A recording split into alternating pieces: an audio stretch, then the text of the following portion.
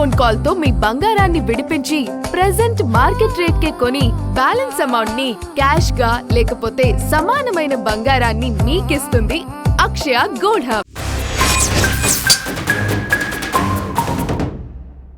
అల్లారు ముద్దుగా పెంచారు, అడిగిందల్లా కొనిచ్చారు, కోరిందల్లా క్షణాల్లో ఆమె ముందు పెట్టారు. అది బిడ్డలపై తల్లిదండ్రులకు ఉండే ప్రేమ.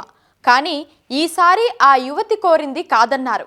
అంతే, ఆమెలో ఎక్కడలేని కోపం కట్టలు తెంచుకుంది.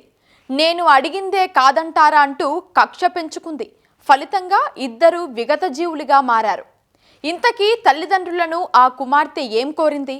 అంత ప్రేమగా పెంచుకున్న కుమార్తె అడిగిన దానికి వారెందుకు అభ్యంతరం చెప్పారు? అసలు ఎవరి ప్రాణాలు పోయాయి?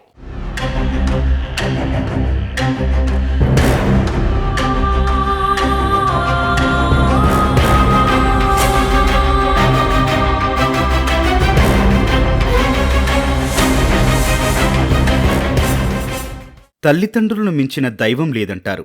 ఈ సృష్టిలో అమ్మా నాన్న తర్వాతే ఎవరైనా.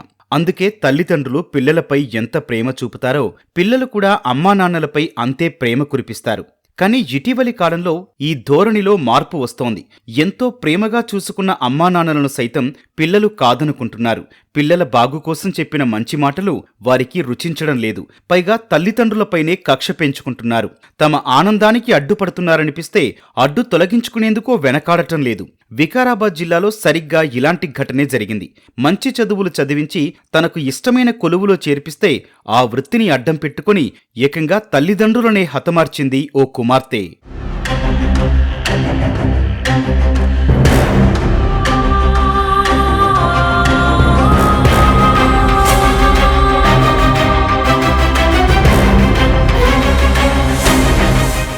వికారాబాద్ జిల్లా బంట్వారం మండలం యాచారానికి చెందిన దశరథ్ లక్ష్మీ దంపతులకు ముగ్గురు కుమార్తెలు, ఒక కుమారుడు ఉన్నారు. చిన్న కుమార్తె సురేఖ సంగారెడ్డిలోని ఓ ప్రైవేటు ఆసుపత్రిలో నర్సుగా పనిచేస్తోంది.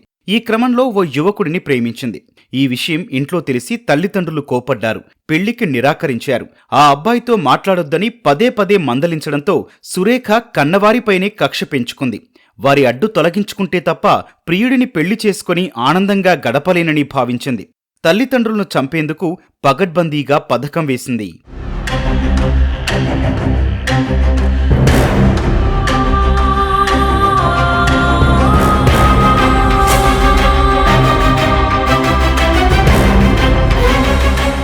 సురేఖ తాను పనిచేస్తున్న ఆసుపత్రి నుంచి అత్యంత ప్రమాదకరమైన మత్తుమందు ఇంజెక్షన్ ఇంటికి తీసుకొచ్చింది. తల్లిదండ్రుల అనారోగ్య సమస్యలను ఆసరాగా చేసుకుని జబ్బులు త్వరగా నయమవ్వడానికి ఇంజెక్షన్ ఇస్తానని నమ్మబలికింది. తొలుత తల్లికి అధిక మోతాదులో మత్తుమందు ఇవ్వడంతో ఆమె క్షణాల్లో చనిపోయింది. తండ్రి దశరథ్ వచ్చి తల్లి గురించి అడగ్గా ఆమె నిద్రపోతోందని అబద్ధం చెప్పింది. ఆ తర్వాత తండ్రికి కూడా కీళ్ల నొప్పులు తగ్గడానికి ఇంజెక్షన్ చేస్తానని చెప్పి మత్తు ఇంజెక్షన్ ఇవ్వడంతో ఆయన కూడా కన్నుమూశాడు. తల్లిదండ్రులను హత్య చేసిన అనంతరం తనకు ఏమీ తెలియనట్లు తెల్లవారుజామున అన్న అశోక్కు ఫోన్ చేసి అమ్మా నాన్న చనిపోయారని ఏడుస్తూ సురేఖ నాటకమాడింది. అప్పుల బాధ తాళలేక ఆత్మహత్య చేసుకున్నారేమోనని అంతా భావించారు. కానీ పోలీసులు క్షుణ్ణంగా పరిశీలించగా ఆ ఇంట్లో వాడిపారేసిన ఇంజెక్షన్లు కనిపించాయి. సురేఖను ప్రశ్నించగా ఆమె పొంతనలేని సమాధానాలు చెప్పింది. దీంతో ఆమెను లోతుగా విచారించగా నిజం ఒప్పుకుందని పోలీసులు తెలిపారు. మన నేరస్థలానికి పోయి క్షుణ్ణంగా పరిశీలించగా అక్కడ 2 ఇంజెక్షన్స్ అక్కడ కనపడే వరకు అది అనుమానాస్పదంగా మాకు అనిపించే అనుమానాస్పద మృతిగా కేసు ఫస్ట్ నమోదు చేసుకున్న తర్వాత దీని మీద లోతుగా విచారణ చేయడానికి ప్రేమ పెళ్లికి తల్లిదండ్రులు నిరాకరించారు. నేను ఎట్లాగైనా పెళ్లి చేసుకోవాలి, అతను లేకపోతే నేను ఉండలేను అని చెప్పేసి వీళ్ళని అడ్డు తొలగించుకుంటే కానీ నా పెళ్లి కాదన్న ఉద్దేశంతో వాళ్ళ తల్లిదండ్రులకు విషప్రయోగం చేసి వాళ్ళని చంపినది.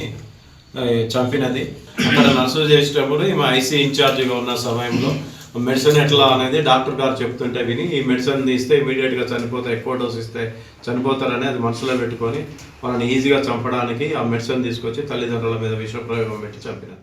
ప్రేమకు అడ్డు చెప్పారని కన్న తల్లిదండ్రులను అడ్డు తొలగించుకున్న సురేఖను పోలీసులు అరెస్టు చేసి రిమాండ్కు తరలించారు.